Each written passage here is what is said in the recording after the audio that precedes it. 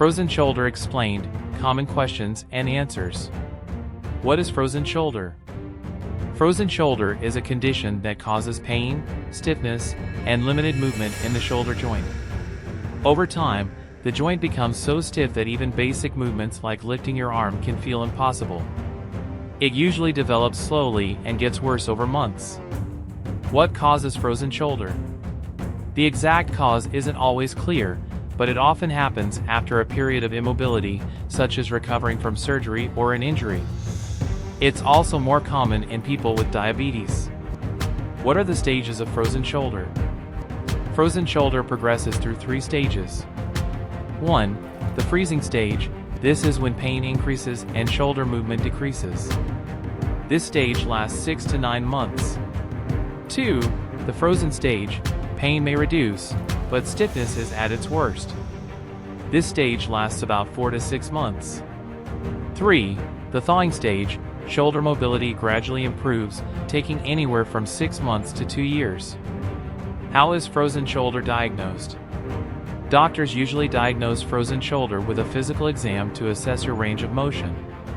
Sometimes, imaging tests like X-rays or MRIs are used to rule out other conditions, such as arthritis or a rotator cuff tear. Can frozen shoulder resolve on its own? Yes, in many cases, frozen shoulder resolves naturally, but this can take 1 to 3 years.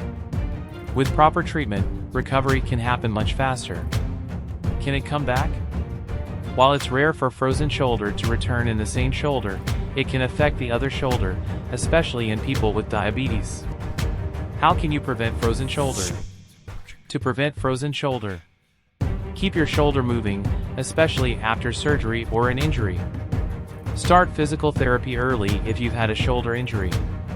Manage chronic conditions like diabetes effectively. When should you see a doctor? If you experience persistent shoulder pain, stiffness, or difficulty performing everyday tasks, it's time to consult a doctor. Early intervention can significantly improve outcomes. Frozen shoulder can be a painful and frustrating condition, but with proper care and treatment, most people recover fully. If you found this video helpful, make sure to like, subscribe, and share it with others who might benefit. Thank you for watching, and don't forget to check out our channel for more orthopedic insights. See you in the next video.